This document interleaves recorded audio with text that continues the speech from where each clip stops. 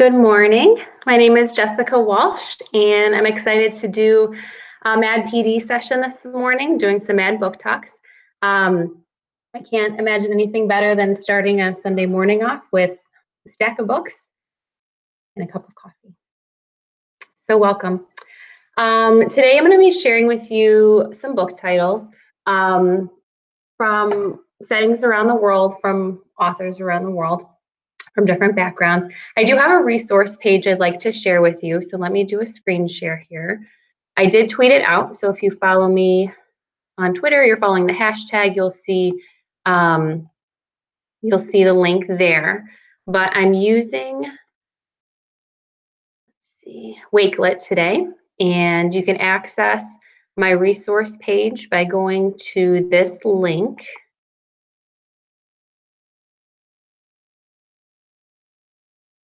And again, I've copied and pasted this link to my Twitter feed, and my Twitter handle is, let me put that up on the screen here for you.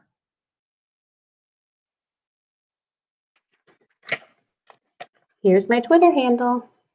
So, well, that might be backwards, but it's at Stories Told in SF, and you can find me on the hashtag MADPD. So let's begin.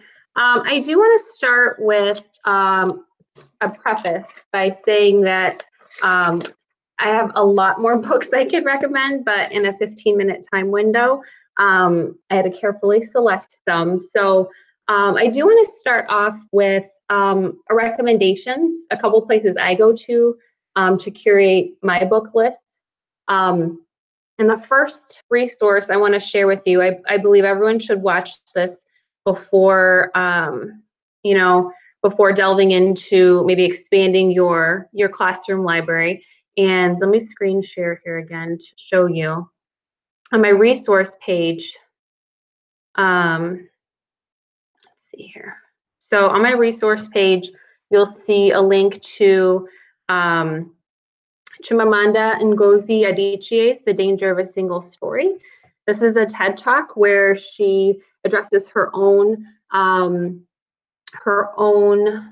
background, really understanding that even within her own country, there's more than one narrative.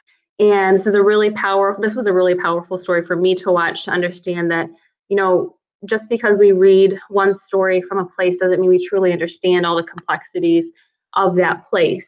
And I always come back to thinking about, the stories that I read widely in my background. And if you think about the stories from the culture that you read most heavily, they're really nuanced and complex. There's beauty, there's tragedy. And I think that when we're looking at stories to bring into our own classrooms, we want to think about how are we showing the complexity of those places and staying away from just that single narrative of a place. So I would definitely start there. You can also access my Goodreads shelf where I've tagged books that have world settings. So there's more than I can share with you today, but Goodreads has been a lifesaver for me. I've been able to curate books I've read, books I want to read, and it's been just a lifesaver for me so I can keep track of books I want to recommend. And then one other resource before I get into my book talks is socialjustice.org. This site has curated book lists. There's books around activism, there's books around places, and it's just been a really great source for me. So socialjusticebooks.org. And I have to give a quick shout out and thanks to, come back to the screen. Quick shout out and thanks to my World Geo Chat group. If you follow hashtag World Geo Chat, it's a great PLN teachers from all over the world, all over the United States and internationally, who share resources. And they're not only geography lovers, but also book lovers too. And so they've given me a couple recommendations to add to my stack today. So I'm going to go ahead and get started with the book talks. You can follow along on that resource page that I tweeted out. I won't necessarily be following the same order because I just grabbed my stack. So we're going to go in order of the stack. So, so the first book I want to start off with is 4 Feet, 2 Sandals. And this is a picture book. This is set in a camp in Peshawar, which is on the border of Afghanistan and Pakistan. And it follows the story of Lena and Feroza, two girls who are staying in the camp with their families. And one day there's a delivery of clothes, shoes, resources, and Lena's kind of at the back of the pack because she's smaller, and she ends up reaching in and grabbing, something that's left, and it ends up being one sandal. And it's a beautiful sandal, yellow and blue. And she treasures it. She hasn't, in the 2 years she's been at the camp, she hasn't had any shoes. And so she realizes that having only one isn't ideal, but it's better than the none that she had. And so she's walking around with her beautiful sandal, and she discovers one day another girl in the camp has the matching sandal, and they become friends, and they figure out a way to make the two of them with their 4 feet and 2 sandals work. So just a really beautiful story, and you can find more information on my resource page. I have another picture book here. This is All the Way to Havana by Margarita Engel, a prolific writer. She's written children's picture books. She's written middle grade books, in verse and prose. Just a beautiful writer. And this story takes us through the streets of Havana, Cuba. And it's beautifully illustrated. The text, the language that she's written in here is really bright and lyrical. And the illustrations are gorgeous as well. The illustrations are by Mike Curado. I have another picture book. This is multilingual. This is in English and in Spanish. Somos como las nubes, which translates to we are like the clouds. This is set in Central America, and it highlights the child refugees who travel through Central America, escaping persecution, looking for a safer place. And the author, Jorge Argueta, was a child refugee himself. He's El Salvadoran, and so he writes from experiences. And this is just a really gorgeous collection of poems. It's written in English and in Spanish side by side so that you can see both. And this is just a really powerful book. So that's Somos como las nubes. All right. So this is a middle grade book set in Australia, and this is The Bone Sparrow. The Bone Sparrow is a novel about Subi, who is he's a refugee, and we find him in a camp for displaced people. And the story follows his journey as he meets others like him, particularly a girl, and how their two lives intersect in this camp where they've been placed in Australia. So that's The Bone Sparrow. I have another middle grade for you. This is The Emperor's Riddle by Kat Zhang. This came out just this last year. This is an adventure mystery. It's set in China, and Mia is staying with her aunt. Her and her brother are staying with her aunt, and they discover one morning that her aunt has disappeared. And by tracking clues and a little bit of luck, they discover that if they can solve a riddle, they might be able to save their aunt. So that's The Emperor's Riddle.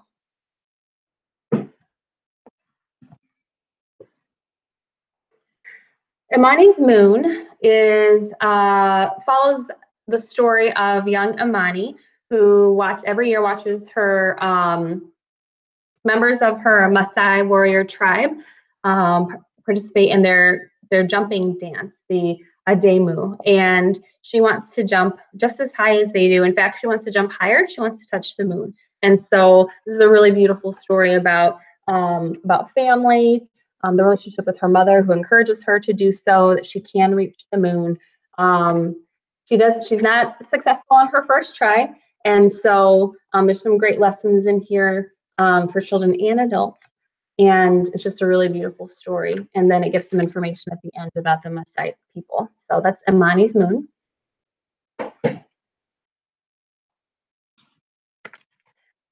Here's another picture book, The Secret Kingdom. This follows a true story of Nek Chand, who was an outsider artist in India. He fled what is now Pakistan during the partition of India, and he settled in Chandigarh. And in that time, he wasn't encouraged to create his art, so he found a space where he could do so without being discovered. And he did this for decades without being discovered. And once it was, the government wanted to destroy it. But once people heard about it, they went to see for themselves, and they found it to be just really beautiful. And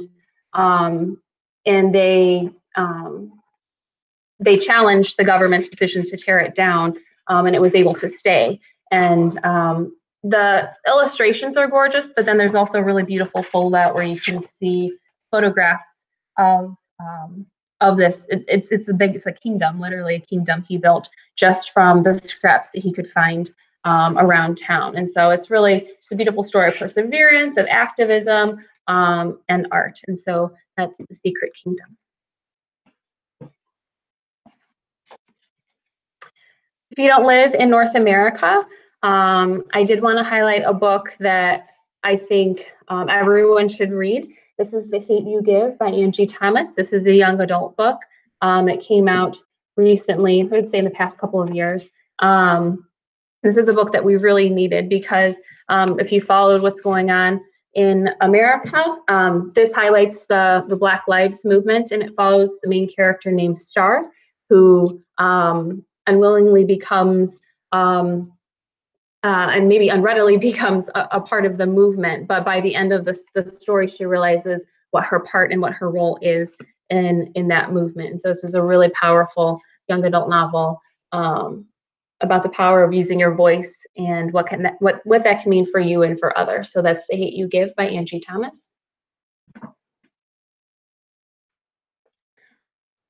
I have a middle grade book here. This is Listen Slowly by Tana Lai.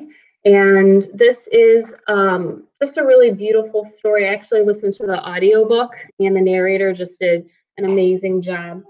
This is the story of Mai, who goes to Vietnam with her father and grandmother to find out more information about her grandfather, who they don't know what happened to him at the end of his life. And so they think if they go, they might be able to find more information.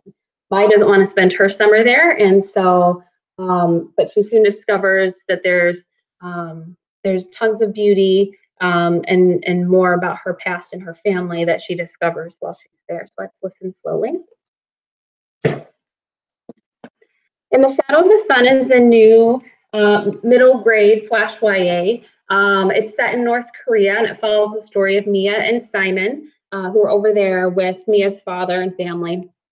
And I think I said this is in North Korea. So Mia's father disappears and is taken by the government there in North Korea. And Mia and Simon are in danger, and they have to figure out a way not only to save her father, but also themselves. So that's In the Shadow of the Sun by Anne Sibley O'Brien. So if you're just joining me, I just want to reiterate that all of these book titles are on my resource page, and I'm going to share that again real quick before I get to my last few books. So let me screen share so you can see, and I'll share the link again with you all. So I'm using Wakelet. I've tweeted out the link from the M.A.D PD hashtag, but let me show you the link again in case you want to access it. Bless you. That was my 4-year-old sneezing. So there's the link to my Wakelet page. I'll tweet it out again after this session. And I want to get to my last few book talks before we run out of time. Okay. And so, again, my Twitter handle is @StoriesToldInSF, and I'm on the M.A.D PD hashtag today. So I've got a few more books here before our time runs out. So the next book I want to share with you is Along the River, and this is a beautiful story that follows a boat down a river in Brazil, and it describes in beautiful text and beautiful illustrations all the things that you see as you're going down the river. And so this is just a wonderful book. It's really bright and beautiful for young readers, but also for some of our older readers as well. And so again, that's Along the River. This was a popular selection in my World Geo Chat feed when I asked for titles to share with it for this session today. And I read The Boy Who Harnessed the Wind. Members of my family have actually got to see William Kamkwamba speak when he came here to Naperville, Illinois, when Anderson's Bookshop brought him here. This is a true story of William living in Malawi, who figured out a way to use the wind to bring electricity to his home and to his town. And so a wonderful story. It's also, this is the young readers version. So there's a version for adults, and there's actually a picture book out now too. So that's The Boy Who Harnessed the Wind. Okay, and then we have A Time to Dance. I've used this book with my students for book clubs, and they really loved this beautiful story. It's written in verse. So as you can see, there's the text is pretty sparse, but it's really, really rich and beautiful. So A Time to Dance tells the story of Veda, who gets into a bus accident and has to have her right leg amputated below the knee, which severely impacts her ability to dance. And so it's a story of perseverance. I think we can all connect to the idea of something we love being threatened in some way. And so I love sharing this book and book talking. So A Time to Dance by Padma Venkatraman. And last but not least, I want to share the work of Duncan Tonatiuh.